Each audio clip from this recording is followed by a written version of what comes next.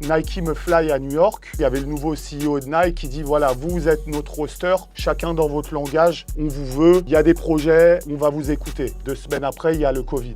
Le moindre logo, le moindre move, un groupe aussi grand que nous ce soir qui est là pour te dire c'est bien, pas bien. Donc je me vois lancer dans un truc qui devient un peu de la diplomatie créative. Là, on est sur un Netflix. Là. Au moins, ouais, au moins. Je n'en pouvais plus de vendre ces putains de t-shirts. Je n'en pouvais plus. C'est là où est le challenge. C'est comment tu lis ton idée et sa réalisation. Et j'ai compris que les outils que j'avais étaient à peu près à 12% de ce que j'avais chez Nike. Cette information-là, je pense qu'elle est pertinente pour plein de petits qui lancent leur Kemar, etc., qui se développent et qui même passent un step. T'es à l'aise. Carrément. Je sais pas pourquoi. Ouais, mais c'est ça qui est bon. Je suis à la maison, j'habite à 2 minutes. Carrément, tu m'as pris mon intro. T'es à la maison. Et j'aime bien.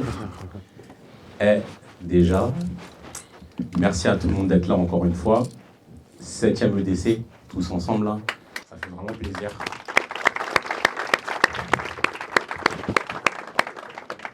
EDC, pour ceux qui ne connaissent pas, du coup, ça s'appelle État de la culture. Donc en gros, je parle de la mode et tout ce qui l'entoure, la pop, et ça peut aller de la musique à l'art, au sport.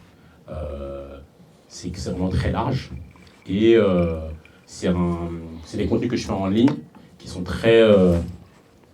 c'est comme un cloud, c'est-à-dire que je donne beaucoup la parole aux gens qui me suivent, et du coup, ils peuvent donner leur avis, etc. Et c'est de là qu'est venu EDC en vrai, où j'invite des gens et on discute et on peut avoir des échanges très poussés.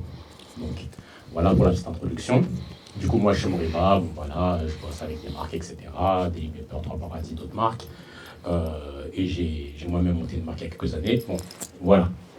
Mais aujourd'hui, on est là pour Stéphane Hachepoul. Monsieur Stéphane Hachepoul, faites un peu de bruit pour lui, s'il vous plaît. Yes, sir!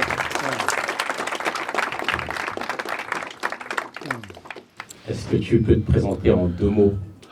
En 2 mots, je sais pas. Je suis Stéphane Hachepoul, je suis né ici à Paris, à 2 pas d'ici. Rue Taitbout, je suis littéralement à 30 secondes. Ma mère était danseuse, elle dansait au Moulin Rouge, à 2 pas aussi, et papa sculpteur. Ça tue. Okay. J'ai toujours eu la chance de baigner finalement dans un environnement particulièrement créatif. Et en même temps, il y avait une dualité entre chez moi et la rue du nord de Paris. Le boulevard, c'était différent à l'époque, etc. Et donc, déjà très jeune, il y avait 2 environnements qui étaient très distincts l'un de l'autre. Bien intéressant tout ça. Hein. J'aime bien, tu as fait une petite introduction comme ça, personnelle. Ça, bien. Il faut. Et je pense que dans le travail, c'est toujours le point de départ finalement. D'où tu viens, etc. Et comment réinterpréter les sujets et les origines du point de départ, je dirais. Ouais, de fond. Non, franchement, j'aime bien. Bonne présentation comme ça, c'est carré. De toute façon, on va parcourir un peu. Bah oui, avec plaisir. Je suis là pour ça de toute façon. De fond. Puis je vais essayer de parler de moi, mais s'il y en a qui ont des questions, j'espère on va échanger surtout. Frérot, c'est les questions ici. Je suis pas là pour me vendre, j'ai pas grand chose à vendre, à part une énergie surtout. C'est bon. Ouais. De toute façon, ici, on est là pour les questions. Avec plaisir. Vraiment, on va faire des... Je vois des visages attentifs, ça fait plaisir. Ah ouais. S'il y a un conseil, et s'il y a une seule personne qui sort de là avec un conseil qui a pu lui marquer, lui servir, j'aurais gagné ma soirée, tu vois. Magnifique. Ah, j'aime bien, c'est lourd. Bon, on peut rentrer dans le vif du sujet actuel, tu vois. En gros, là, tu as designé les tenues pour les Jeux Olympiques, là, avec le coq sportif. Ouais. Et j'aimerais bien que tu me parles de ça. Comment ça s'est fait, genre, comment tu fais pour avoir ce genre de move, ce genre de deal-là, tu vois? Écoute, c'était assez étonnant en fait. Le point de départ, c'était spécial. Je reçois le message de quelqu'un via les réseaux sociaux, quelqu'un que je connaissais depuis des années, et il me dit il y a plusieurs personnes qui cherchent à te joindre, t'es pas simple on a du mal à te catcher. Je dis bon, ok, tiens mon mail. Puis je reçois un mail 2 jours après et c'était le comité olympique Paris 2024. et je vois qu'il y a 2 personnes en CC du coq sportif. Et ils me disent, on aimerait bien te rencontrer, on travaille sur les JO. Pour être complètement transparent, j'avais aucune idée que c'était le coq sportif qui allait faire les tenues. Je pense que la com n'avait pas été faite ou mal faite. En tout cas, elle ne nous avait pas forcément touché, nous. Ouais. Et donc, c'était quelques jours avant la Fashion Week de 2020, vraiment post-Covid. Je préparais plus de défilé après le Covid. Je m'apprête à faire un virage, donc, mais j'étais quand même très occupé. Et puis, je reçois ces gens, ils arrivent à 4-5 au bureau, très sympathiques, et pendant 2 heures, et voilà, ça commence comme ça. Et ils me racontent et ils me disent, on a pensé à toi, on a quelques noms en tête, il y a 1, 2 ou 3, 4 autres designers qu'on a en tête, ils n'ont pas développé, et il y a les tenues à faire, la dotation village, c'est-à-dire tous les vêtements que les athlètes vont porter dans le village olympique.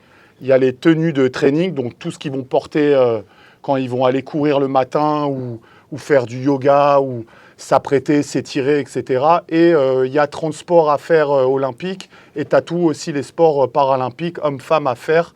Et on a perdu beaucoup de temps parce qu'avec le Covid, il y a eu 1 an de perdu avec les JO, va falloir bouger vite. Et c'est là où ça commence. De fou. Bon, franchement, c'est un truc de malade. Ouais. Mais déjà, la quantité de travail, comment... Genre, en gros, c'était quoi le cahier des charges? Genre, comment toi, tu as géré toute cette charge de travail? Parce qu'au final, tu avais beaucoup de choses à faire. Ouais. Comment ça s'est passé? Genre, c'était quoi le cahier des charges? Okay, qu'est-ce que tu devais faire sur les designs? C'était quoi le brief, tu vois?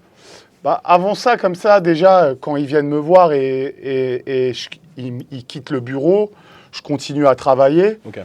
Et je me dis, le coq sportif, j'ai pas vu grand-chose qui m'a animé récemment. Et en même temps, tiens, je suis curieux de savoir un peu plus. Moi, le coq sportif, je connaissais le maillot de Maradona, Yannick Noah, et vaguement le Tour de France et l'équipe de rugby. Pas des trucs a priori qui me touchaient particulièrement, surtout que j'avais la chance de bosser 10 piges avec Nike, qui, quand tu travailles avec Nike au global, autant dire que c'est cool. Tu as des sous, tu voyages en business, tu vas ici, tu vas là-bas, tu rencontres un tel et machin, et tu te dis, bon, Nike, est-ce que vraiment je vais lâcher l'affaire avec Nike ? Il n'y avait pas vraiment grand-chose qui s'était passé, mais quasiment 2-3 semaines avant Covid, Nike me fly à New York. Il y avait moi et Simon Jacquemus de France. Je ne sais pas si vous avez vu cette photo où on se retrouve sur une photo où il y a Rosalia, Travis Scott. C'est un classique, ça. Évidemment, il y avait Virgil, Matthew, etc. On est là, Drake. Donc, et il nous reçoit, il y avait le nouveau CEO de Nike qui dit, voilà, vous êtes notre roster, chacun dans votre langage, on vous veut, il y a des projets, on va vous écouter. Et 2 semaines après, il y a le Covid. Je rentre à Paris. C'est une dinguerie. Et effectivement, post-Covid, j'ai cru comprendre que chez Nike, ils ont beaucoup changé leur structure. Pendant Covid, tu vois, leur système de retail, au lieu de faire le truc de vendre à d'autres, ils sont focus sur faire leur propre marge et trouver le réseau avec l'application. J'ai oublié le nom de l'app. Sneakers. Je crois que c'est Sneakers, c'est via d'autres réseaux pour que quand ils vendent, l'argent leur revient le plus à eux. De fond. Pourquoi pas, c'était leur objectif. Donc je sens que le téléphone, il ne sonne pas. Mais je ne suis pas plus inquiet que ça. Et en même temps, moi, j'ai envie de prendre un virage. Et 48 heures après, je me dis quand même, les JO à Paris, ce n'est pas tous les jours cette occasion. Allez, je vais aller visiter le coq sportif. Après, je vais expliquer un peu. Je me pointe au coq sportif. Le siège est à 1 heure de Paris, à Romilly-sur-Seine, dans l'Aube. Croyez-moi, tu arrives là-bas, au premier abord, c'est le désespoir. J'avais 4 heures de retard, il pleut. Je me dis, waouh, ah ouais. Le changement, c'est pas à Portland où tu as ton chauffeur qui vient te chercher avec ton café et ta station de radio préférée, parce qu'il sait déjà quel genre de musique t'aimes, tu vois. C'est un autre level. Et je me souviens, il m'envoie en deuxième, tu vois, il m'envoie avec du monde et j'y vais avec mon avocate et quelqu'un qui m'accompagne. Et je me dis, bon. Et finalement, j'arrive là-bas. Et je suis agréablement surpris. En fait, je suis charmé par le fait qu'on a une structure en France qui fait du sport et des vêtements de sport depuis plus que 100 ans. Plus que 100 ans, ce qui est quand même beaucoup. Donc ça fait partie finalement de notre patrimoine. Je découvre ça, je vois des chefs d'atelier, je vois des gens produire des choses, etc. Donc j'arrive dans un environnement où je me dis, bah voilà, c'est vraiment du Made in France. Et ça m'a toujours plu, parce que aussi bien Nike que plein d'autres marques, tu penses à une idée, ton prototype, il arrive 6 mois après, c'est fait à l'autre bout du monde. J'ai rien contre, j'adore l'Asie, c'est un de mes pays préférés, enfin les pays, j'adore l'Asie, mais je préfère la France. Ouais. Et je rentre, et 10 jours après, je signe le contrat, le cachet est correct, mais il ne faut pas perdre de temps. Et le cahier des charges, comme tu dis, est gigantesque, parce que le moindre logo, le moindre move, tu as un groupe aussi grand que nous ce soir qui est là pour te dire c'est bien, pas bien. Ah Donc ouais. je me vois lancer dans un truc qui devient un peu de la diplomatie créative. Enfin, je kiffe. Ça, franchement, je suis dedans. Là, tu m'as mis dedans. Là, c'est un film. Ouais. Là, Moi, on est sur, je m'y retrouve maintenant, c'est marrant, parce que je n'y ai pas repensé depuis. là, on est sur un Netflix. Là. Au J'aime moins, bien. ouais, au moins. Mais franchement, tu as des trucs qui étaient grave intéressants et que on pense pas forcément, genre quand tu vois des moves comme ça et tout, tu vois. Ouais. Tu vois, en gros, le passage de Nike à Coq Sportif, Ouais. jamais moi, j'avais même pas calculé ça en fait. Ouais. Tu vois ce que je veux dire? Et ça, comment toi, comment t'as fait le choix? Qu'est-ce qui t'a fait, ouais, ok, d'accord, là, j'ai fait 10 ans avec Nike. Est-ce que j'attends? Est-ce que je vais chez Coq Sportif et tout, tu vois? Parce que ça, ce move-là, je trouve que c'est grave intéressant parce que c'est, entre guillemets, déterminant dans ta carrière aussi, tu vois. Ouais, quelque part, en fait, c'est un concours de circonstances et ça allait aussi dans la direction du fait que, avec ce que j'ai entamé avec Pigalle, j'avais pris la décision et le choix voulu de travailler et d'être plutôt une boulangerie familiale. J'ai pas voulu transformer mon business en une industrie. Ouais. C'était un choix on en parle après, On en bon ou parle mauvais, après, ouais, de ouf, bon ou on en parle mauvais. après, de ouf. Mais en tout cas, c'était le choix que je voulais. Et donc d'arriver là-bas avec la possibilité de faire des vêtements à proximité, j'ai eu une idée là-bas. 48 heures après, j'ai eu le proto. En fait, il n'y a qu'en couture que tu peux avoir ça. Et cette variation entre faire un essai, de l'avoir à côté, c'est quelque chose qui m'a beaucoup plu. Et à un moment donné, je pense pas trop, je suis pas trop, dans le calcul.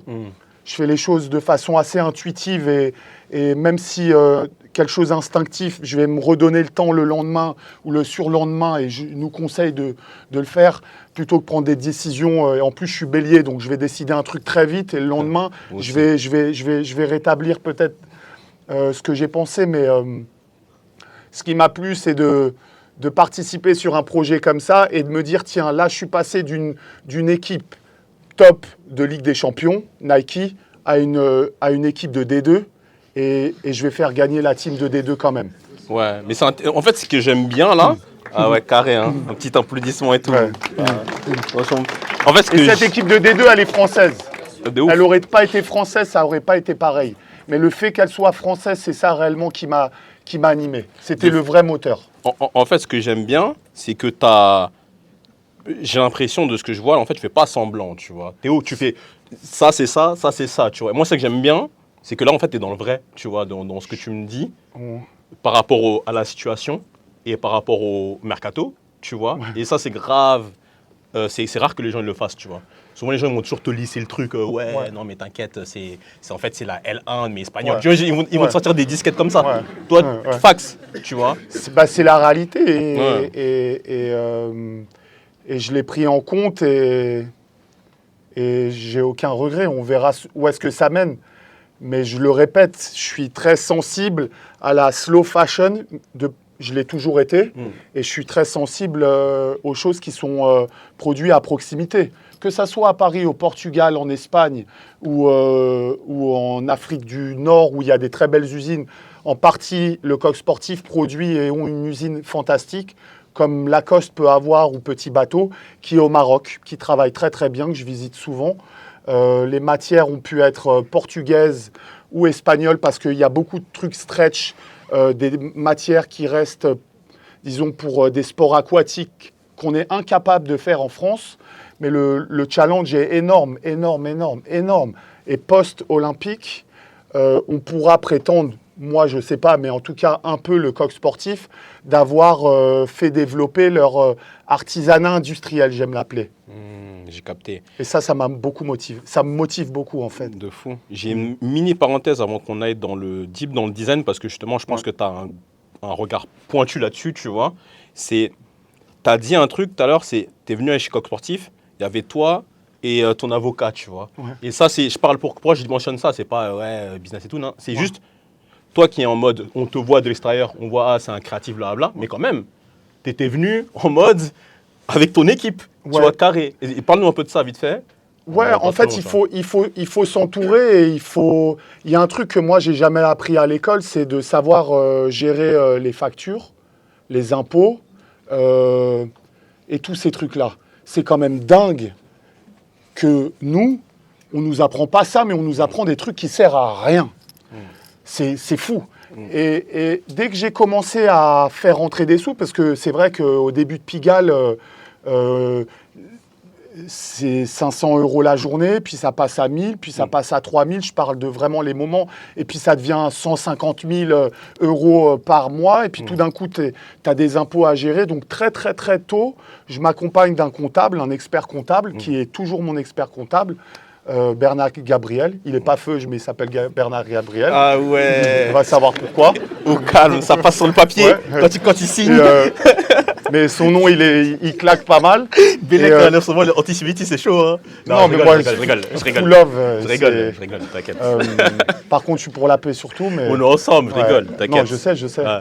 Et, non, et je m'accompagne très très tôt au début de ma carrière, si je peux prétendre être ça une carrière, mais de gens qui peuvent m'aider et de pas me retrouver face à des difficultés. Cette avocate dont je parle est plus un conseil, parce que quand tu as des idées, en fait, et qu'à un moment, il vaut mieux les protéger. Tu fais des choses qui peuvent être reprises, mais tu as quand même envie de... Et donc, elle m'accompagne, c'est un binôme pour moi pour parler et prendre des décisions. Donc, c'est très important, si vous avez l'occasion, de vous entourer au mieux que vous pouvez avec des voix matures, que ça soit un homme ou une femme, mais trouver des gens qui ont de l'expérience et essayer qui vous guident, même s'ils ne sont pas forcément dans votre milieu, mais c'est très utile, voilà. En tout cas, ça m'est très utile et ça m'a été très utile et ça m'est très utile demain aussi pour les projets que j'ai en tête. Franchement, c'est fort ça, parce que déjà, même juste ça, dans le talk, cette information-là, je pense qu'elle est pertinente pour plein de petits qui lancent leur queumar, etc., qui se développent et qui même passent un step. T'as pas forcément cette vista-là, tu vois. Par exemple, moi, je l'avais pas. Je l'ai que là, j'ai mis du temps à l'avoir, tu vois. C'est très, très difficile. C'est vraiment, vraiment... Et si un jour tu fais quelque chose, et on trouvera sûrement des gens pour financer, et je t'appellerai pour le faire s'il y a autant de gens comme ça, d'avoir finalement un soutien pour monter des structures et essayer de mieux comprendre ça. C'est un truc qu'on apprend tellement sur le tas, mais quand on comprend, en fait, même si c'est pas ça qui fait que ta création va être bien mais en parallèle, ça t'accompagne et ça structure. Et quand tu structures ton travail et tu structures ta tête, et de soi, tu peux aussi structurer ta création et avoir une direction plus claire, on va dire. Franchement, trop lourd. Carrément, j'avais même pas préparé ça et je te demande pas, c'était carré de fou. Parlons du design. C'était un peu, on était en mode cahier des charges, etc. Là, tu vois, quand on était en mode dans le Netflix, tu rentrais chez Coq Sportif, tout ça, nanana. En gros, comment tu fais quand tu as autant, pas d'entraves, mais d'indications et de choses à respecter? Comment tu fais pour t'exprimer créativement, tu vois? Le premier truc que j'ai fait, j'ai dit au Coq Sportif à quel moment je rencontre des athlètes. Et on m'a mis dans une pièce, il y en avait moins, moitié moins, mais j'étais avec Clarisse, notre judoka, vous voyez qui c'est, Marine, qui est une de nos athlètes, gym, Tony Yoka. Il y avait une trentaine d'athlètes, et je les écoute, et il y a un truc qui est assez cool à entendre, c'est tous, ils veulent dire, on veut être lumineux, sentir fort, beau et moderne. Chacun avec leurs mots. Et en prenant ces mots, disons, clés, moi j'étais dans la chambre, dans cette pièce, je prenais des notes, je parlais moins que maintenant, heureusement d'ailleurs, c'était eux qui parlaient, et je prenais des notes, et très vite, ce que j'ai fait, c'est qu'en parallèle, j'ai essayé de comprendre la régulation des Jeux Olympiques, donc c'est des trucs, c'est gros comme des annuaires, le moindre truc, machin, t'as l'impression que tout est interdit. Donc à un moment donné, je l'ai survolé. Mon assistant Thibaut s'est concentré pour mieux le comprendre. On l'a mis de côté et on s'est donné la liberté de créer librement, sans trop de contraintes, sans penser à des trucs trop précis. Et c'est là où j'ai commencé à essayer de dompter ce bleu et ce rouge et ce blanc, qui sont des couleurs pas faciles. On n'est pas beaucoup à porter du bleu, blanc, rouge sur soi. Et c'est pas des couleurs particulièrement simples. Et donc, il fallait que je commence à les animer. Mais tu es obligé de travailler sur le bleu, blanc, rouge en fait. Alors, moi, dès le début, j'ai essayé de ramener une teinte qui allait casser un peu. Il y avait un côté lumineux. Je trouvais que légèrement de jaune, et un jaune pas trop haut, pas trop chaud, mais un jaune plus lime. Je ne sais pas si vous voyez, un jaune un peu doux. Je voulais intégrer des pointes de jaune pour mettre l'accent, et je trouvais que ça aide. Dès le début, c'est non.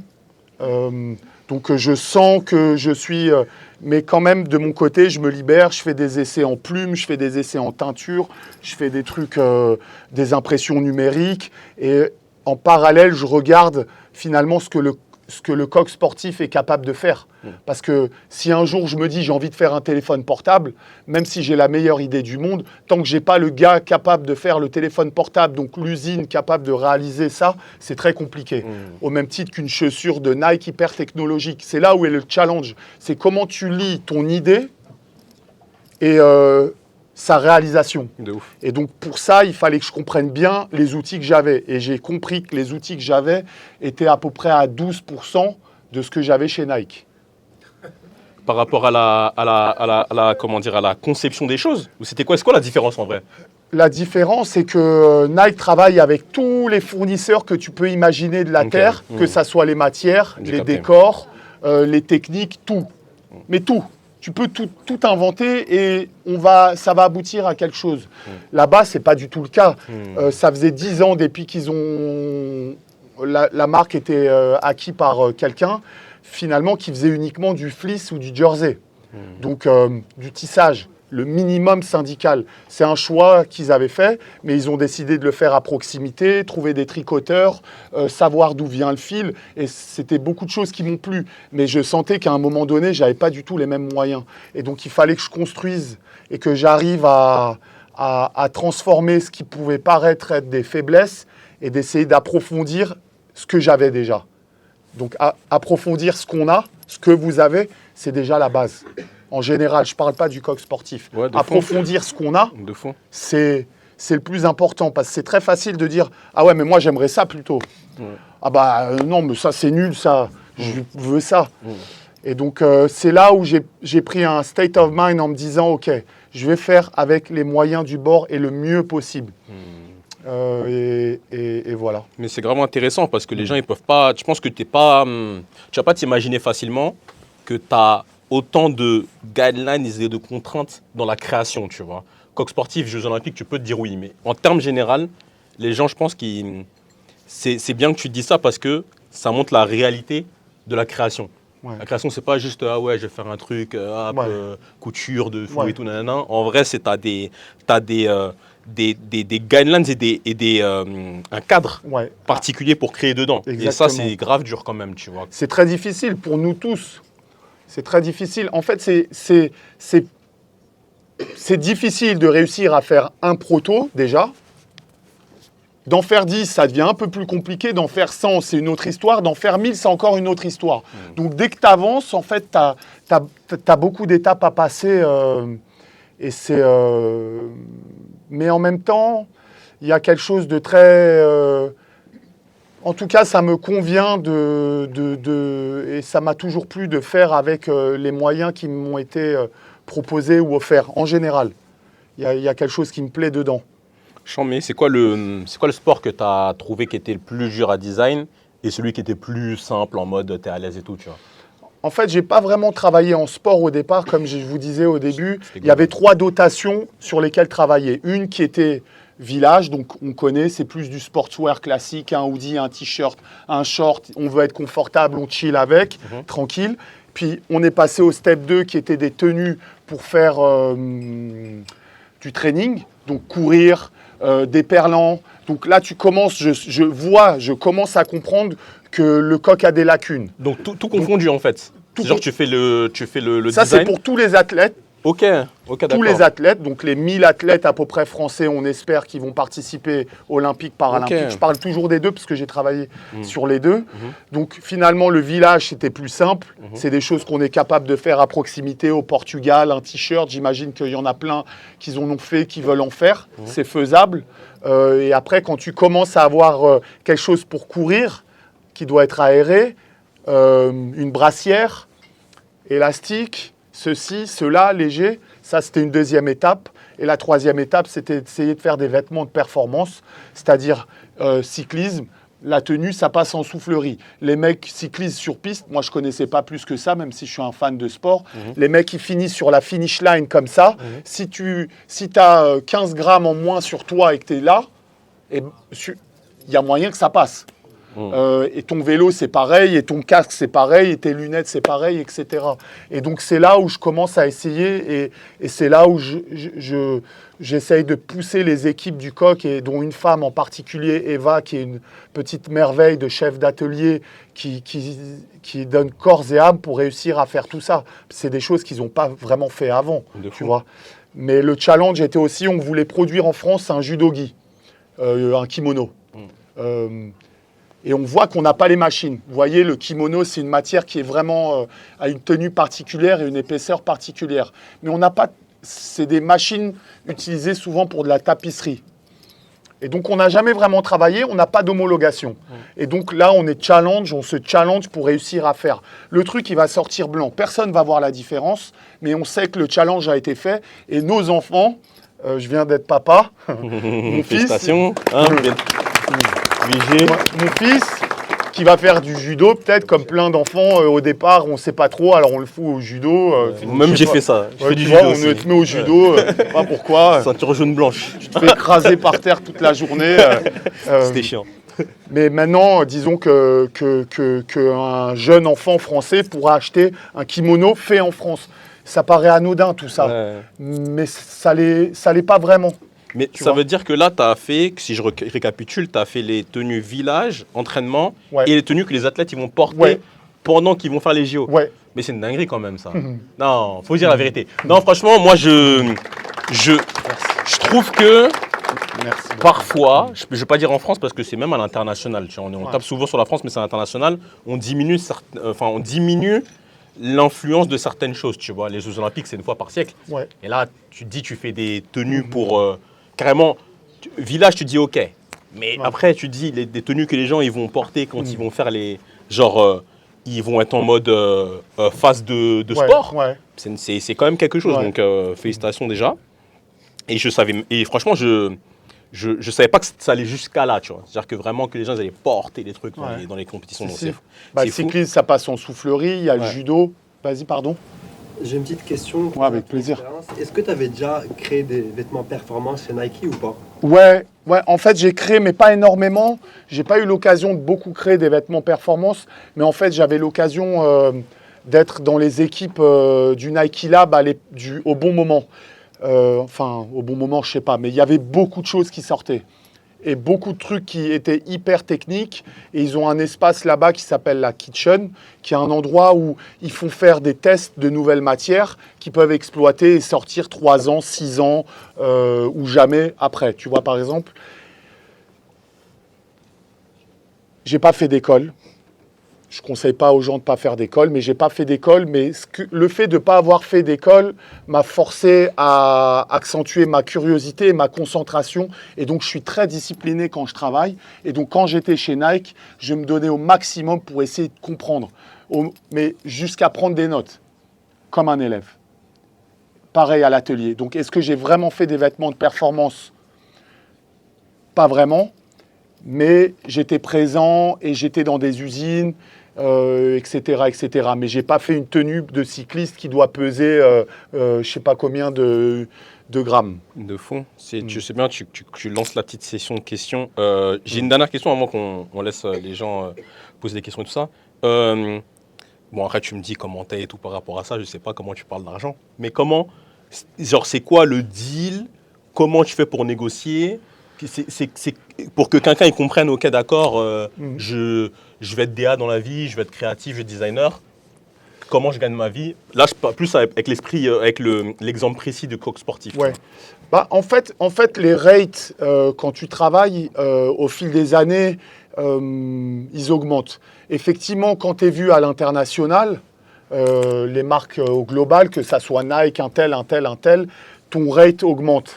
Et au bout d'un moment, quand ton rate augmente, bizarrement, ou tu le descends complètement parce que tu as vraiment envie de le faire, mais peu à peu que ma carrière avance, quand on annonce le chiffre et qu'on est sûr de nous face aux différents partenaires auxquels j'ai pu avoir affaire, et j'en ai eu beaucoup au final maintenant après 15-20 ans de travail, avec le coq sportif, on part du principe où le sujet est international, on lance un chiffre qui est un peu moins d'un demi-million, en disant on sait que c'est pas énorme, mais on sait que pour une structure française, c'est beaucoup d'argent, mais ça se dépense vite, et avec les impôts, comme on en a parlé, ça se dilue vite.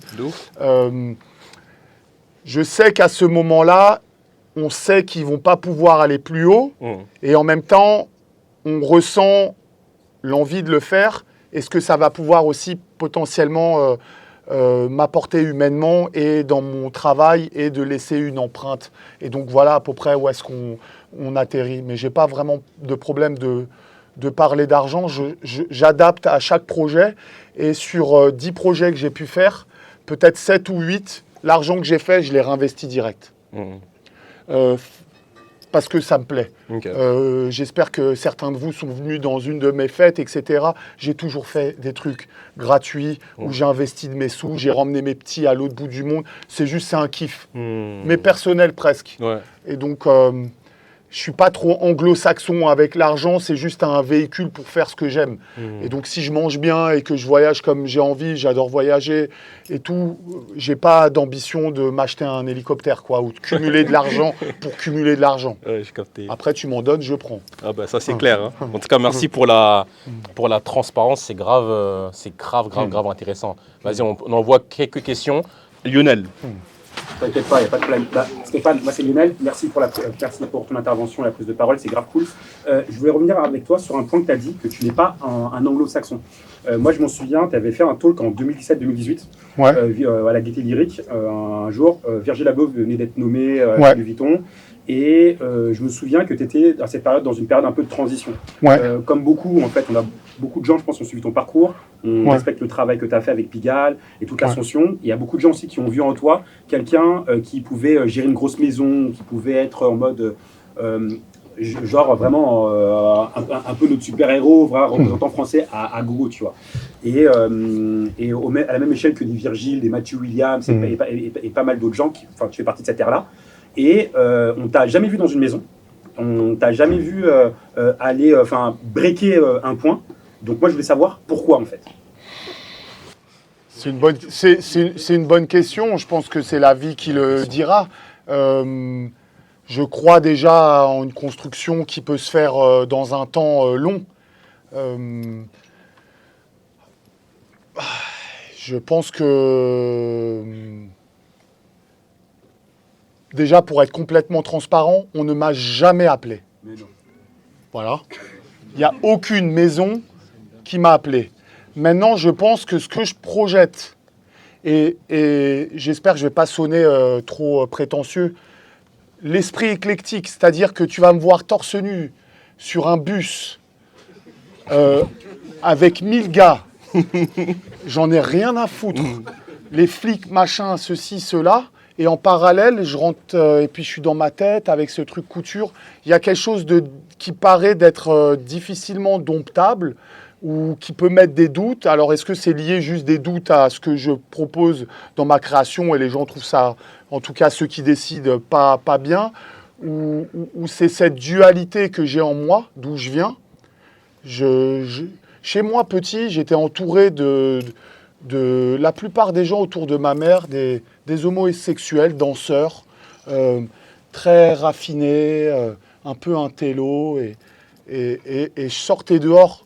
C'était, vas-y, où tu mets l'énergie, où on te prend ce que t'as, Pigalle, La Fourche, 18e, machin, truc, ceci, cela.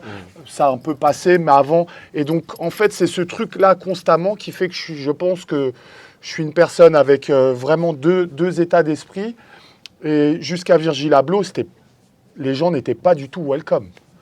Il fallait rester dans ton frame, tu vois. Et Virgil a ouvert ce chemin. Je lui en remercie. On verra où est-ce que ça me mène. Si j'en ai envie aussi.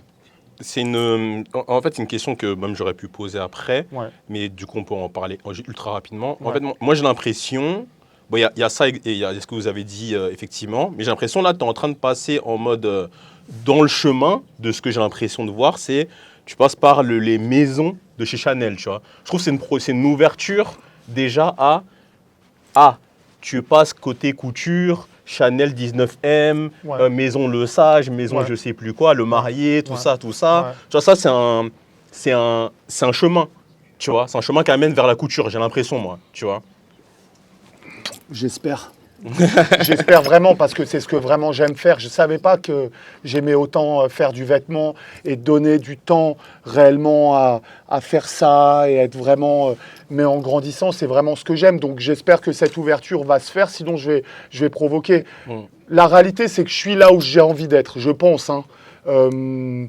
Maintenant, je ne peux pas dire si on m'avait appelé en disant « Voilà, tu vas reprendre cette maison, on te propose tant », ce que j'aurais fait. Mais je sais où est-ce que j'ai envie d'aller et je sais que j'ai envie d'être libre, en fait, aussi. J'aime faire plein de choses différentes.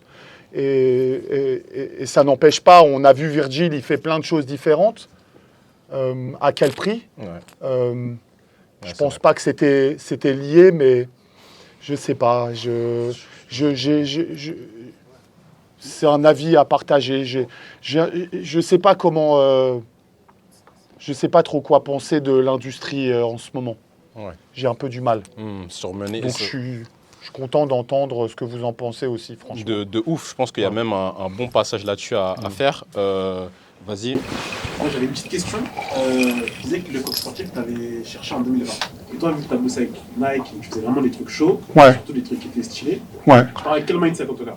Moi, je suis un compétiteur, j'adore jouer. Et donc, si je rentre dans un match de basket, pas de boxe, parce que je ne vais pas être super bon, donc venez pas trop m'embrouiller ce soir. Il n'y a pas de raison d'ailleurs. Non, j'ai un truc que j'adore jouer. En fait, j'adore le sport et donc d'aller faire le maximum. Donc, je prends ça finalement comme un match où je vais donner le max du max.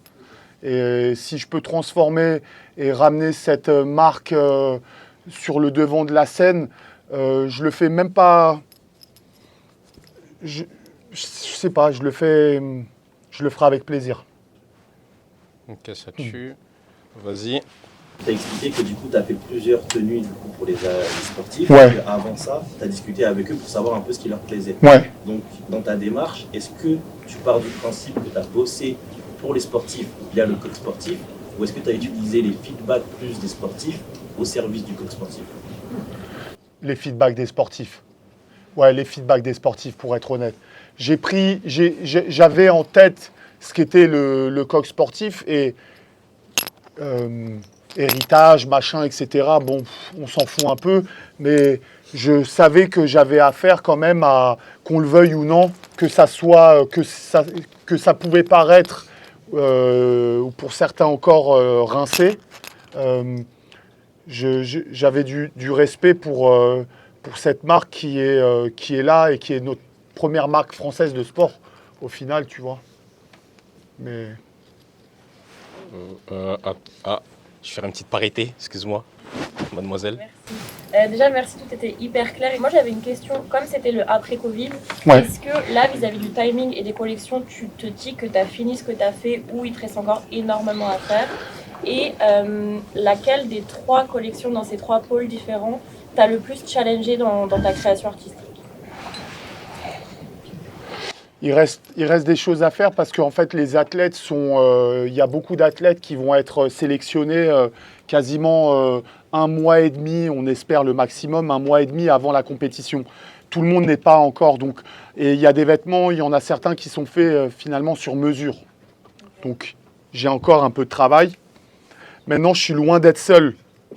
Je ne suis pas au contrôle de l'industrie et de la production. Je peux pas, une seule personne ne peut pas faire ça. Ce qui me resterait à faire, et ce qui demande beaucoup d'énergie, c'est que quand tu as des gens qui n'ont pas l'habitude de faire ça, quand j'arrivais chez Nike et que je leur donnais cette idée-là et qu'on l'a passée au scanner Nike, elle sortait à 120%.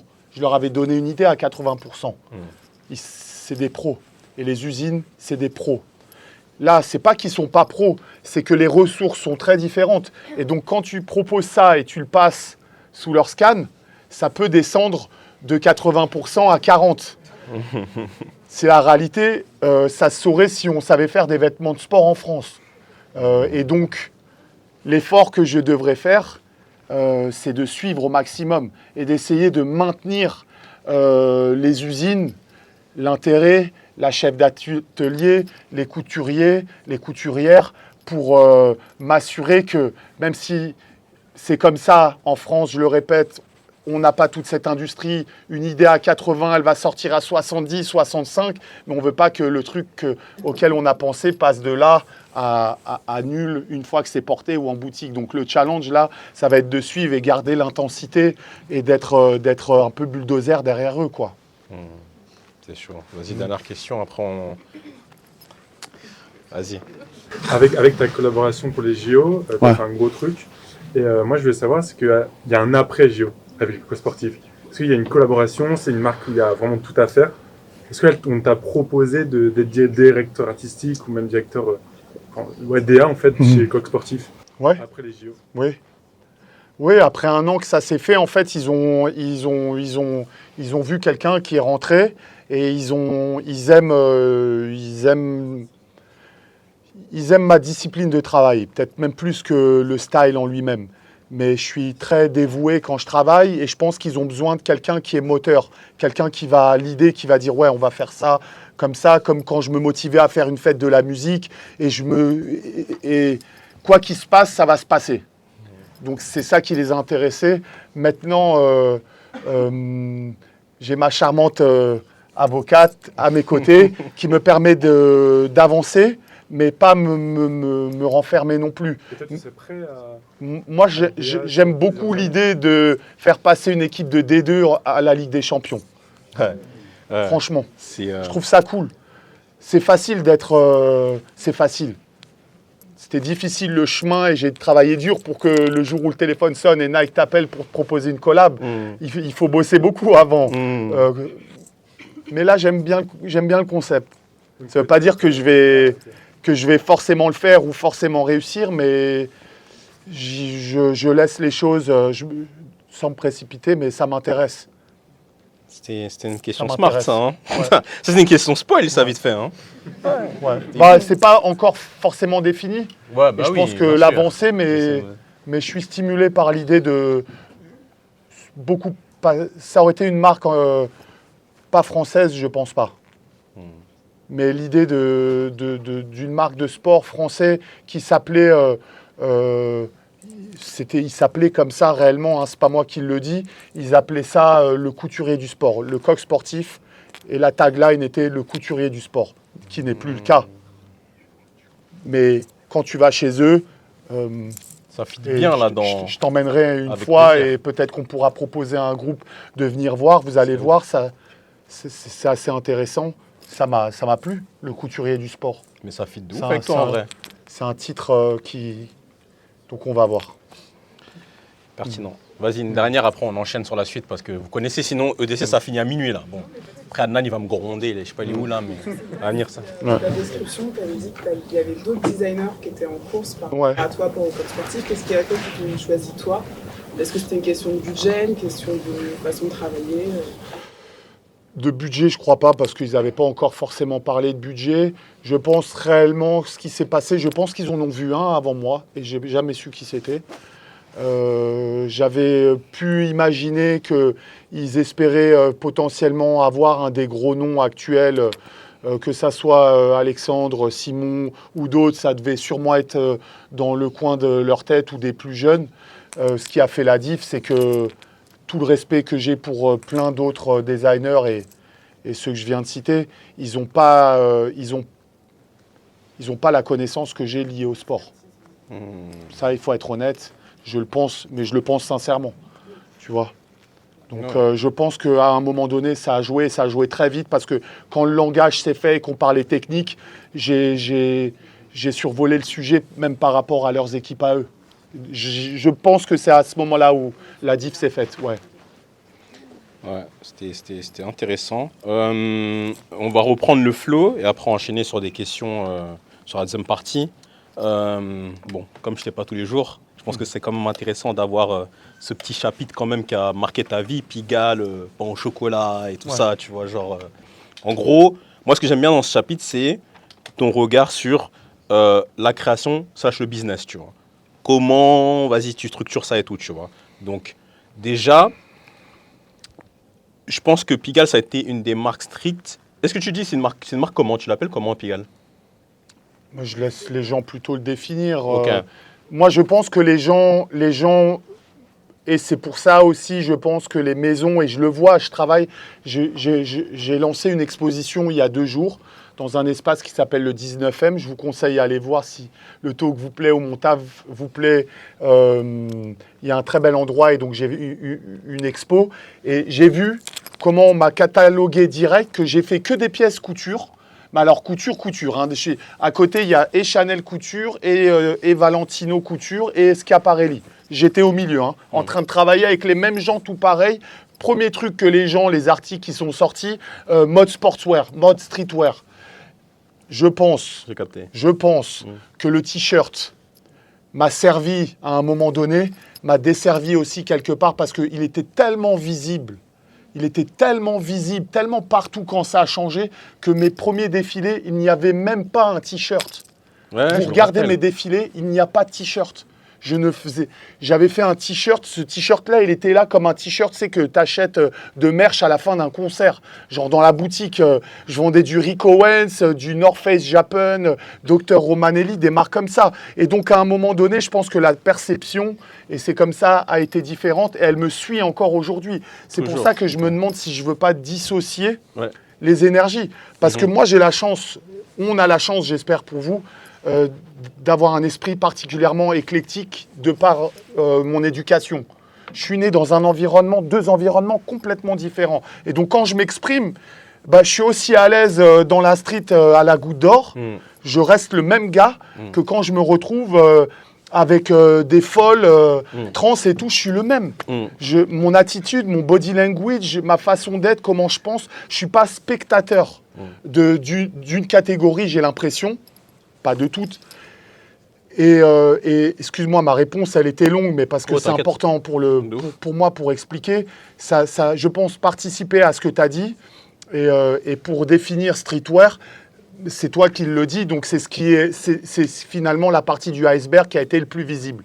Ouais, de ouf. En fait, là, je l'accepte. Aujourd'hui, j'ai l'impression, tu es plus couture, un peu ce que coq sportif, là. Couture sport, tu vois. Aujourd'hui. Tu vois, 19e et tout. Les gens qui viennent, ils viennent au 19e, ils disent ouais, sportwear, streetwear, ils ont rien compris, tu vois. J'ai l'impression. Mais Pigalle, moi j'ai dit street, j'ai pas dit streetwear d'ailleurs, j'ai dit street, parce que pour moi, Pigalle, c'est lié malgré tout, à la rue. Ouais, tu vois. Clairement. Moi, c'est plus ça comme ça que je le vois. Je le vois pas en mode forcément streetwear. Tu vois, moi je le vois plus en mode rue parce que moi, comment j'ai connu, c'était terrain de basket, tout le monde avait le tote bag.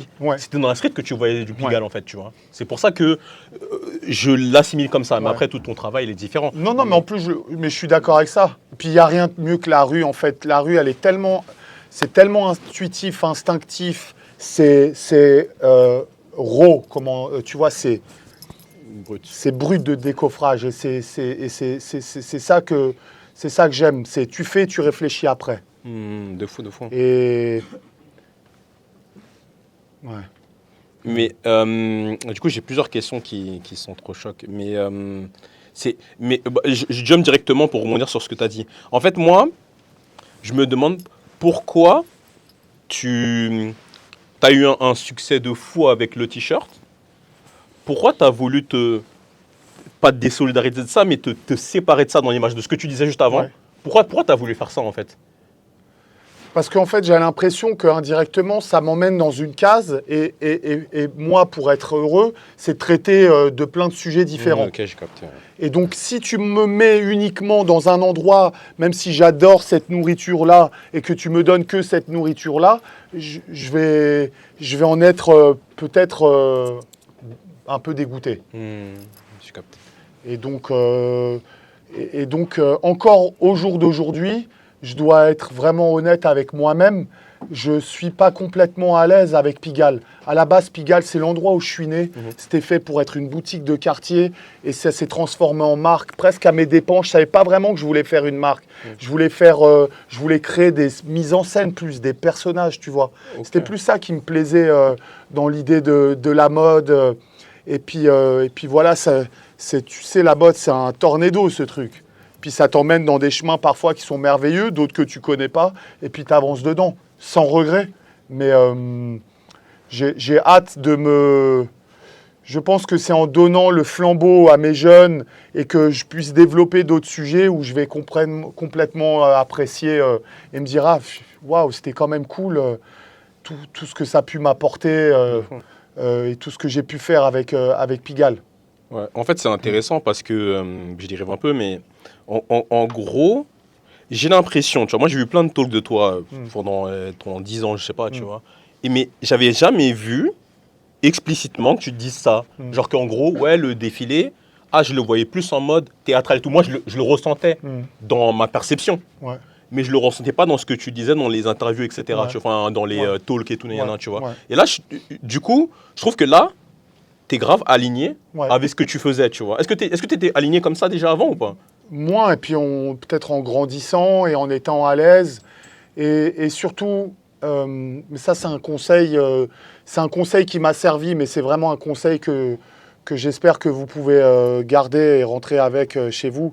C'est que, en fait, que tu aies une idée ou que tu fasses quelque chose, le plus important, que ça soit raté ou pas, c'est de le finir. Et en fait, quand tu rentres dans un cycle de faire quelque chose, j'ai une idée, j'ai essayé, j'ai raté, j'ai réussi, et quand tu as cumulé ça, en fait, tu crées de la confiance en toi, ça demande du temps, ça demande de l'énergie, de finir les choses. C'est facile d'avoir une idée et de s'arrêter à la lettre T. Que tu sais, avec toi-même, tu dois aller de A à Z. Ouais. Pas pour les autres, tu le fais pour toi. Et donc, je pense qu'après avoir cumulé, avoir cet esprit-là le plus souvent possible, me permet maintenant d'être plus à l'aise aussi avec moi-même. Ouais, j'ai compris. Ouais. Vas-y, question d'interruption rapide, vas-y, envoie. Comment tu sais que tu es arrivé à Z? Non, j'ai pas dit je suis arrivé à non, pas. Je parle pas de moi en tant que personne parce que ça, je pense que tu n'arrives jamais à Z. Non, c'est quand tu te lances à faire quelque chose, une collection, un sujet, un terrain, quand tu sais que tu t'es donné au maximum pour y arriver plus ou moins et que tu t'es pas arrêté en chemin. C'est de l'instinct. Pardon? Tu le sais parce que tu le sens. Oui. Il y a un truc où, à un moment donné, tu sais que tu as fait. Peu importe où ça t'emmène. Mais j'ai vu beaucoup de jeunes gens et malheureusement, beaucoup de jeunes femmes aussi, entourées, avec des...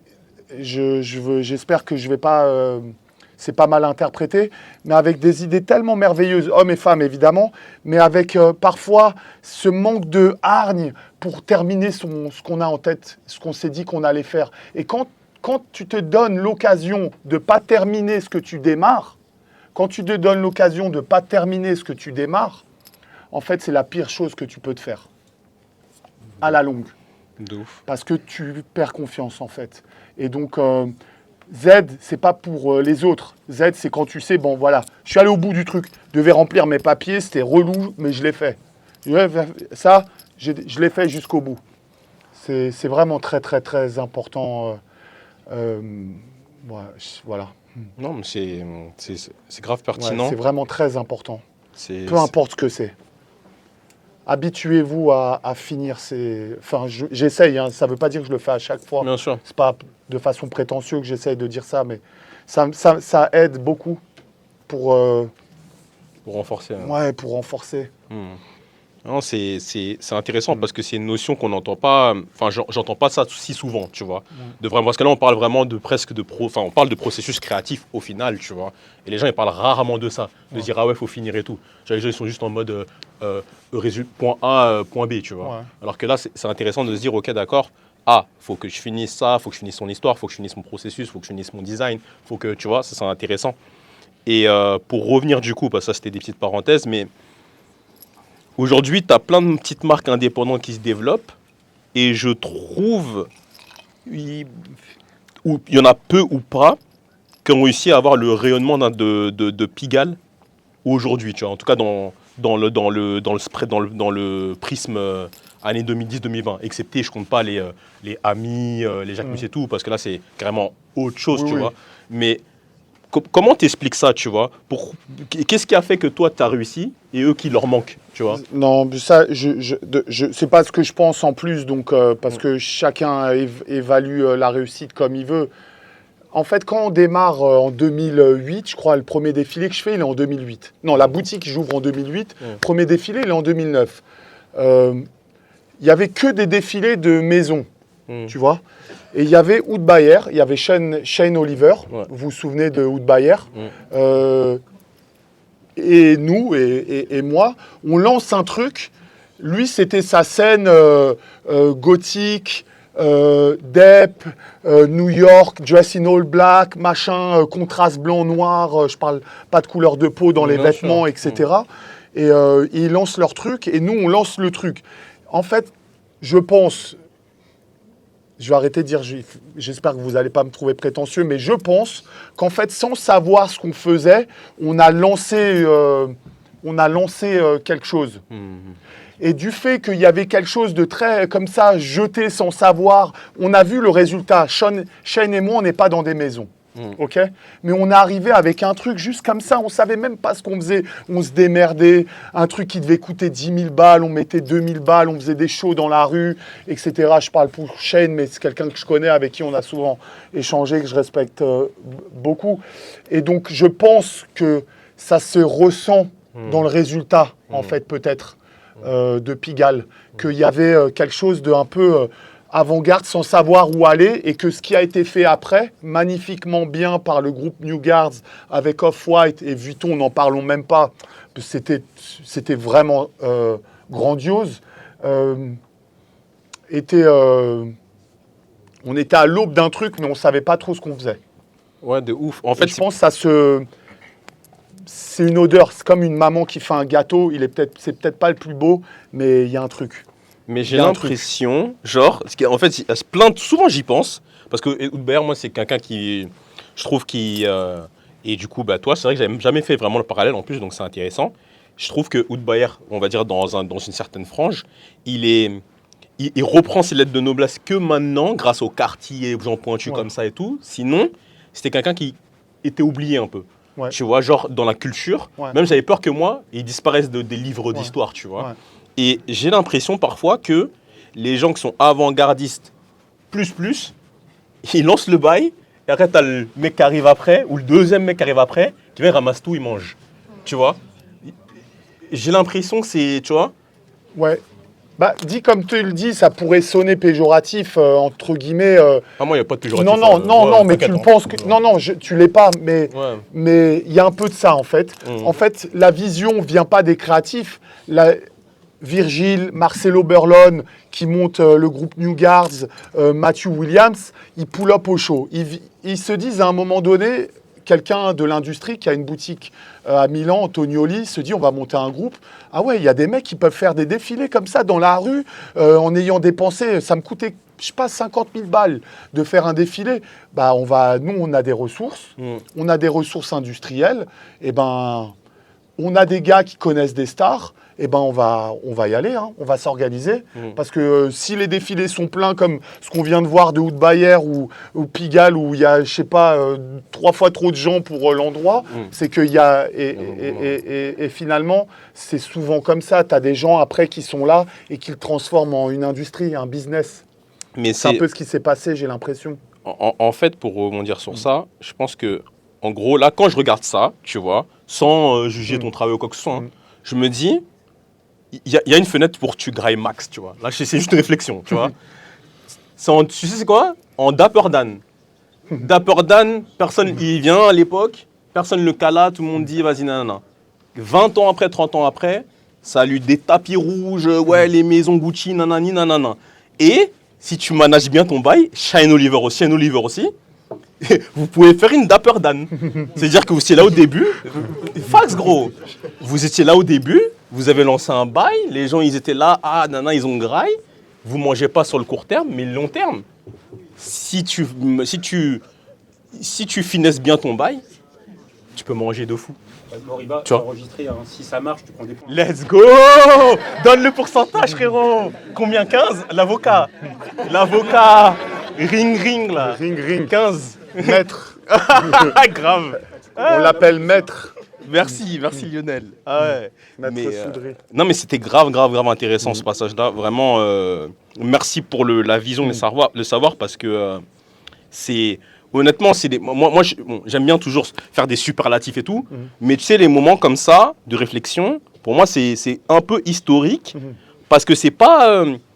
on parle pas de trucs qui ont eu des petits retentissements, tu vois. Pigalle, à l'époque, c'était vraiment un truc de baiser. Ouais. Tu vois, vraiment, c'était un truc de fou. Les gens, parfois, ils ont tendance à oublier ça.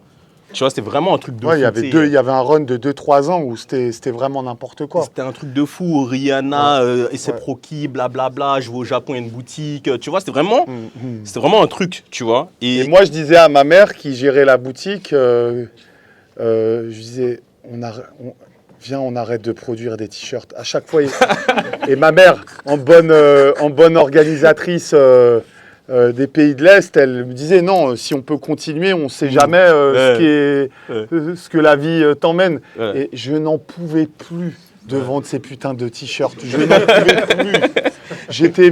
Mais tu sais, c'était comme un hit de l'été, quoi. Et tu te dis, les gens, ils vont te réduire au hit de l'été, mais j'en ai marre de ce t-shirt flingué avec une sérigraphie dessus. J'ai mis 5 minutes avec Il Studio pour l'imprimer, pas le logo, on a pris du temps. J'exagère, évidemment, j'en rigole. C'est pas vraiment complètement ça que je pense. Mais j'en avais marre. J'en avais marre. Donc c'est rare que je le mette, quoi. Tu vois, même des fois, il me met mal à l'aise, ce t-shirt. Putain, mais... Pourtant, c'est historique. Ça veut dire que c'est historique. Quand on a marre, ça veut dire le bail, c'est historique. Et puis, je voyais les imitations chinoises et tout. Des fois, mais genre... Je dis, oh là là là là, mais putain, mais je m'étais lancé dedans que j'étais entouré de gens... Je pensais souvent à chez moi, à des gens très... vraiment liés à la poésie, très machin et tout. Et voilà, moi, je me disais, c'est vers là où je veux aller... un esprit pas que intuitif comme ça. Et j'ai l'impression qu'il n'y avait que ça. Ouais, de ouf. Là, je capte. Side question tu vois, en 2 spieds, vas-y. Virgile, il disait en mode, tu sais, tu as besoin de ton truc qui va créer la boule de neige. Lui disait, si tu fais un t-shirt Caravaggio, tu pouvais justement faire le truc. Et ma question, c'est qu'en mode, s'il n'y avait pas ce t-shirt, est-ce que tout ce qui s'est passé après, est-ce que ça aurait eu lieu ou pas en fait C'est ça. Est-ce que c'est une question? Mais c'est une bonne question. Alors, ou il serait rien passé après, ou je serais dans une maison. Parce que ton t-shirt, c'était un peu pour moi comme le t-shirt Pirates de Virgile. Lequel? Le Pirates de Virgile. Le premier t-shirt. Et quand tu l'as senti, la force qu'il y avait autour, c'est historique. En fait. Ouais. Moriba dit, c'est vraiment historique et franchement, c'est des pièces de musée en fait. Ça venait de chez nous, quoi. Voilà, exactement.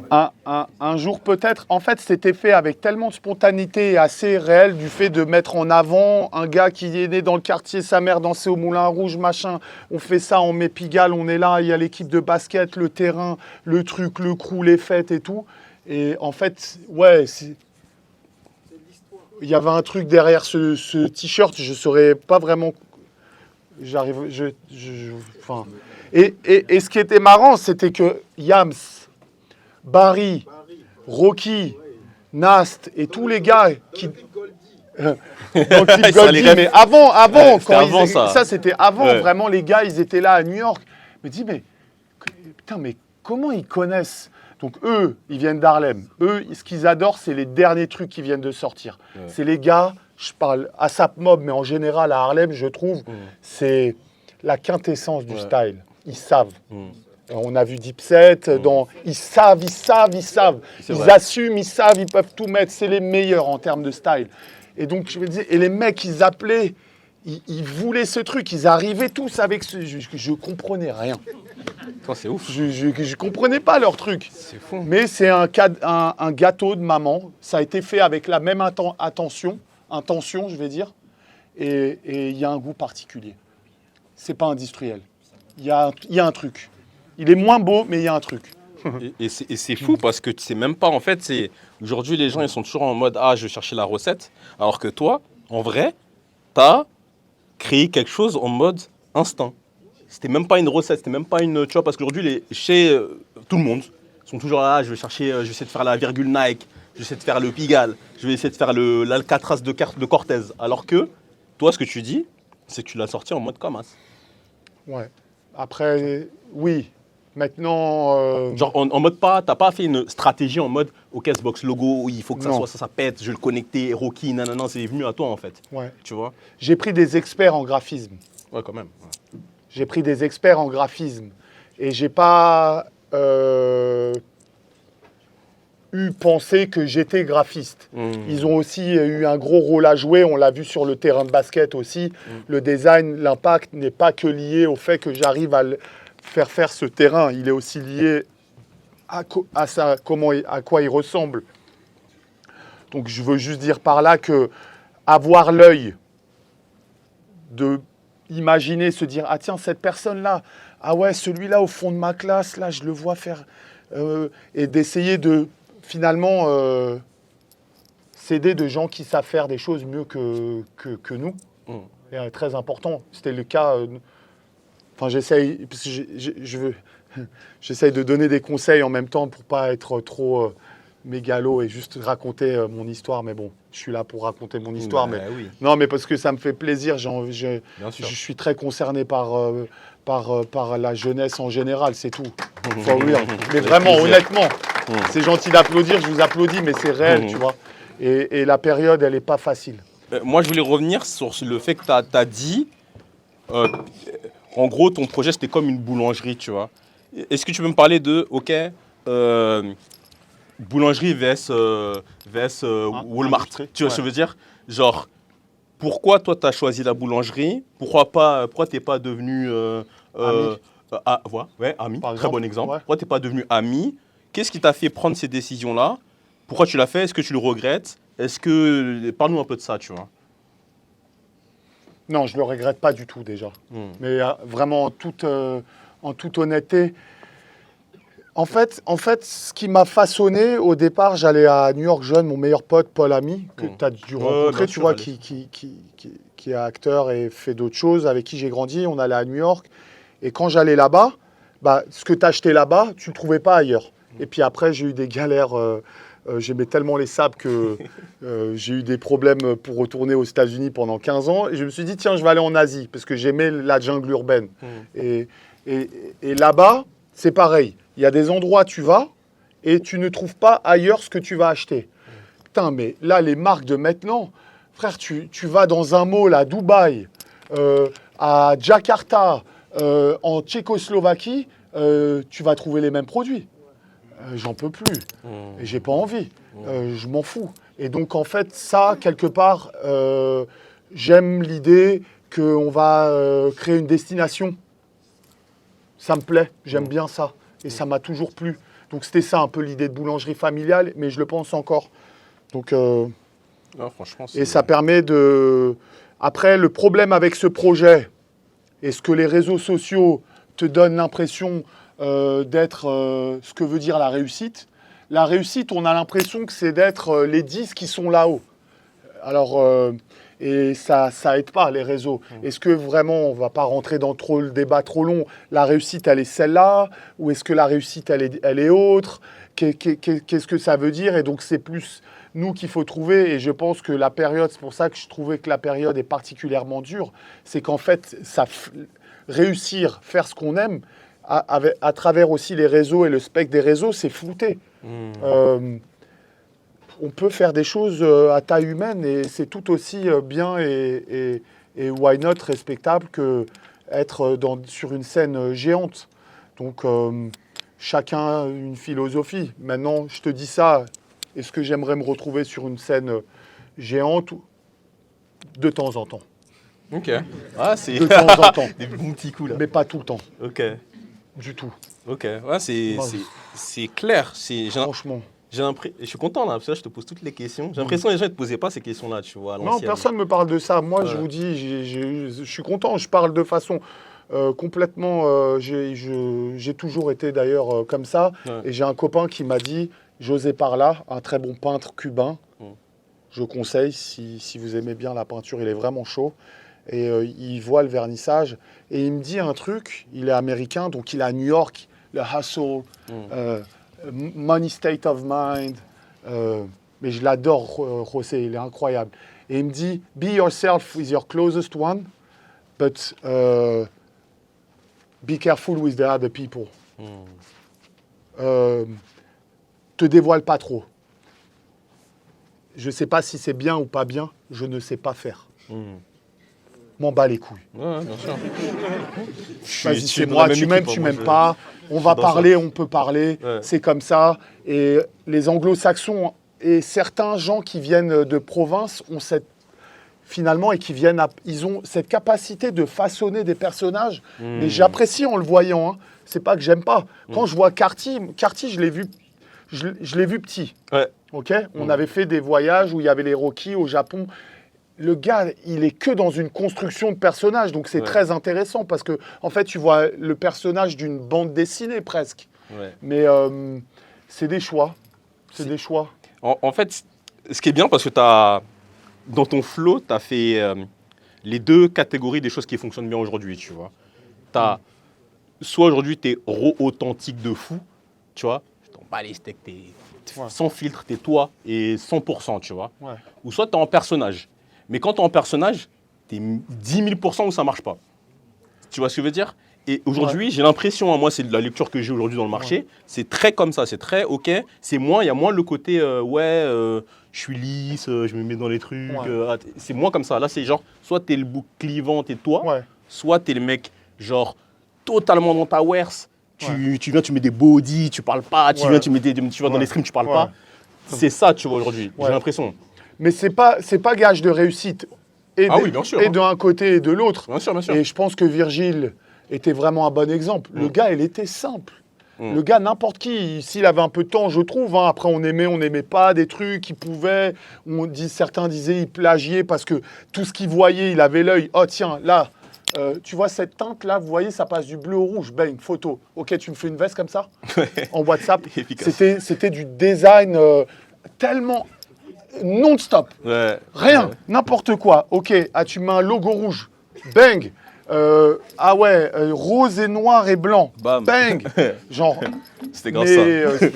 C'était un style, c'était impressionnant. Le débit, la capacité qu'il arrivait à débiter. Mais le gars, il était simple.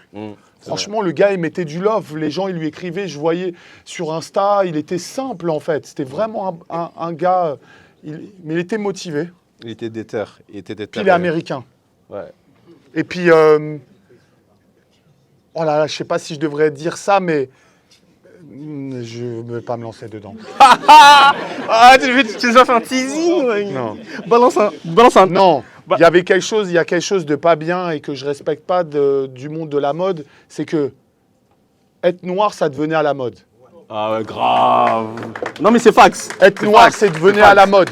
Et moi, tu sais ce qu'on m'a dit quand je voulais lancer ma marque et dire, tiens, je vais pousser le basket. Plusieurs fois, des anglo-saxons m'ont dit, non, tu dois être Renoir pour le faire. Jerry peut le faire. Wow. Un autre peut le faire. Mais si toi, tu vas parler de culture, rue, blanc, ça va sonner faux. Wow. Mais sans que ça soit lourd. Bien sûr, mais mais c'est en mais mode, c'est quelque chose comme filigrane. ça. Putain, c'est fou. Ouais, Donc je me demande si j'étais tismé, si j'aurais pas été dans une maison. Je sais pas, parce qu'il y a d'autres entraves. Il y a d'autres entraves dans rigole. ce site.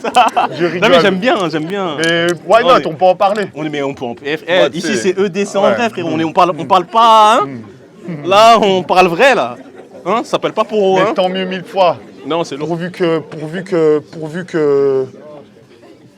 qu'on take over ce monde qui était fermé. Hein. De fou, Ouais. fou. Stéphane, juste une question. Pourtant, tu étais validé par les Renois, par beaucoup de gens. Je sais pas, ouais. Je suis quand même. Ouais, bah, je fais mon truc. Je suis Hugo, moi. C'est l'Afrique des pays de l'Est. Hein. Tu sais, c'est pareil. De ouf. C'est juste que j'ai des coups de soleil quand je suis au soleil, quoi. Non, je sais pas. Non, c'est qu'il y a une culture américaine. Il y a un truc et c'est vraiment un truc qui me dérange et je trouve qu'ici en France, on a moins. C'est normal qu'il y a des histoires de culture, mais ça s'est tellement rallié pourvu que ça continue comme ça. Mais aux États-Unis, c'était pas pareil. Et donc les gens qui m'ont fait des réflexions comme ça, c'était des très gros gens. Et ça m'avait surpris sur le coup. Hein, je peux pas lancer ma marque de basket parce que je suis pas un Renoir. Qu'est-ce que ça veut dire ça? Depuis quand en fait? Ou depuis quand un Renoir peut pas être étoile de l'opéra? Big up à Guillaume Diop et tout ça. Vas-y, c'est n'importe quoi ça. Ouais. Tu vois? Ancien monde un peu. Mais c'est proche. Pas si ancien, Moriba. Comment? Pas si ancien, malheureusement. Pas si ancien, clair. Là, en fait, là, ça change, mais ça change en mode du c'est le Soviet, tu vois. Ouais. Mais encore dans. Tu vois, Ouais. Tiens, on va mettre, là, à ce moment-là. Tu vois, on est encore dans. Mais on n'est pas trop welcome tout le temps. Voilà, tu vois. C'est un peu déguisé. Vas-y, ta petite question. Comment il s'appelle tu vois, le gars qui fait les blagues YouTube, Malik. Malik Bentala. Ouais, Malik Bentala. Vous la voyez, la phase où il fait Simon et il parle des rappeurs. Classique. Qu'est-ce que j'ai rigolé, bâtard. Classique. En plus, ça s'est passé juste après. Ouais. J'ai vraiment rigolé. Tiens, on va mettre un peu. Vas-y, ta petite question, et après on conclura, mais vas-y, ta petite question, et on fera des questions à la fin aussi, vite fait. C'est une question assez spéciale, mais qui me tient grave à cœur. Ouais. En tant que comme dans la mode, est-ce que tu es allé chez la psy? Est-ce que tu as eu un processus de doute envers toi-même, ta personne plus profondément? Et est-ce que tu conseilles aux hommes en général, mais aussi ceux qui sont dans la mode, il y a beaucoup de choses par lesquelles on doit passer, est-ce que tu leur conseilles de passer par une thérapie? Question deep, ça. Hein. Ouais, mais c'est une bonne question. J'aurais du mal à avoir une bonne réponse parce que chaque personne va avoir une thérapie différente. Ma thérapie personnelle, elle était d'être le plus proche possible de la nature. Et en étant proche de la nature, de l'eau, de la terre, du verre, le plus souvent possible, finalement, ça m'a régulé. Moi personnellement, j'ai eu aucune grosse difficulté dans ma vie, à part, comme ça va nous arriver à tous, de perdre un parent. Voilà, on passe tous par là, c'est le cycle. Mais j'ai pas eu... après, tu as des doutes, tu as des amis qui te tournent le dos. Mais ce que je me suis personnellement, et ce que je peux conseiller, et c'est facile à dire, c'était de ne pas laisser les nœuds se serrer quand il y a des difficultés et de trouver une façon de les aérer. Et je les ai aérés à travers bouger mon corps et être proche de la nature. Et à un moment donné, me remettre dans l'ordre. Mais c'est pour ça que je suis un peu inquiet avec les réseaux. Je me confiais quand ma mère était en vie à ma mère. C'est quelqu'un avec qui je parlais vraiment librement. J'avais cette chance, c'était une amie au final. Quand je l'ai perdue, c'était plus difficile. Et en fait, tu te renfermes un petit peu, tu vois. Et donc tu cherches Mais je crois que je cherche encore. Mais j'ai pas des nœuds, mais le travail a une bonne porte de sortie quand ça marche, en tout cas. Mais je connais des gens, beaucoup autour de moi, qui passent des moments difficiles. Et j'adorais aider plus. Désolé, c'était pas la réponse adéquate, mais bah c'est ta réponse. Ouais. Petite précision, il reste. L'arbitre me dit qu'il me reste 7 minutes. 7 minutes dans les arrêts de jeu, donc on va enchaîner. De toute façon, en vrai, on a un peu parcouru tout. Il y a pas on n'a pas parlé forcément de pain au chocolat, mais tu as parlé quand même de la dynamique et de l'énergie et tout ça, tu vois. Le groupe. Exactement. Ouais. Moi, j'aimerais bien quand même, à part s'il n'y a pas beaucoup de questions, mais qu'on fasse quelques questions. Et sinon, après, je fais ma question pain au chocolat. Attends, t'as déjà dit 30 minutes que j'essaie de poser ma question. Oh. Non, je rigole. Bonsoir à toi, Stéphane. J'ai une question qui va être très simple. C'est plus sur ta carrière. Parce que j'ai cru comprendre que tu étais autodidacte. Donc tu étais tout seul. C'est vraiment à force de produire que tu as bâti Giga. Ce que j'aimerais savoir, c'est en étant autodidacte en France et surtout dans le monde de la mode, est-ce qu'à un moment donné, lorsque tu t'es construit, lorsque tu as commencé à avoir tes premiers succès, notamment avec le t-shirt, est-ce que tu n'as pas eu à un moment donné le syndrome de l'imposteur par rapport au milieu? C'est drôle, je l'ai toujours. Je l'ai toujours et ça me saoule de l'avoir. Je sais pas. Et je l'ai toujours. Je saurais pas expliquer pourquoi. Mais Parce que je crois que tu avais fait un talk vers 2015 par là où tu avais une récompense. Ouais. Et tu as dit à ce moment-là que tu avais l'impression d'avoir fini ton cursus dans la mode ou quelque chose comme ça. Tu arrivé à un niveau où ça y est, tu pouvais te dire créateur. Ouais. Oui, non, je me sens créateur. Non, maintenant je le pense et je sais l'effort que je mets dans le travail et la discipline que je mets. Donc je sais que je peux me donner le titre « Je suis un créateur ». Oui, je le suis, je le pense, mais à ce moment-là, vu que j'étais autodidacte, il me fallait des années pour essayer de comprendre et j'avais fait à peu près un run de 7, 8, 9 ans et donc finalement, je le suis toujours encore. On est tout le temps étudiant, ça n'a jamais abouti. Mais avant ça, j'étais vraiment juste un étudiant qui faisait. Et donc à ce moment-là, j'avais l'impression que j'étais un jeune homme de 20 ans qui rentrait dans la vraie vie. Je sortais de l'adolescence, en gros. Est-ce que tu penses que c'est dû au milieu dans lequel tu étais, ce sentiment-là? Franchement, je ne sais pas. Mais je ne comprends pas pourquoi j'ai ça. J'ai confiance en moi. Tu me vois sur le terrain, je suis déterminé et tout, mais j'ai toujours ce truc un petit peu. Je ne sais pas d'où ça vient, ce syndrome, ce sentiment un peu d'imposteur, je ne sais pas. Mais ça ne m'empêche pas d'avancer. Ça se voit. Pourvu que ça dure. Bon, vous avez prévenu que ça a duré longtemps EDC, mais c'est l'heure. Désolé pour ceux qui n'ont pas pu poser leurs questions. Merci Stéphane pour tout. C'était solide. Franchement. J'ai pris plaisir. Merci à vous. C'était vraiment quelque chose. J'ai beaucoup apprécié la transparence, la clarté et le fait que tu sois en mode vrai, tu vois. Moi, j'ai découvert carrément une autre personne, tu vois. Parce que, comme je t'ai dit, j'ai vu plein de talks de toi, frérot, tu vois. Mais là, je trouvais que tu étais sans filtre. Je suis à l'aise, j'ai l'impression d'être entouré de gens du même environnement que moi. Je suis bien, je viens d'être papa, je travaille, j'habite à côté. Et donc ça aide. Et puis je pense qu'en grandissant et en finissant ce qu'on entame, ça aide d'être à l'aise avec soi-même. J'avoue, ça fait une belle boucle ça. Et merci à vous, parce que vous étiez studieux comme ça. Ouais, là, grave studieux. Franchement, vous étiez comme ça lève la main, même ça ne donne pas je donne pas la parole, ça pleure pas. Non, merci, on est ensemble. Donnez-vous un petit applaudissement s'il vous plaît.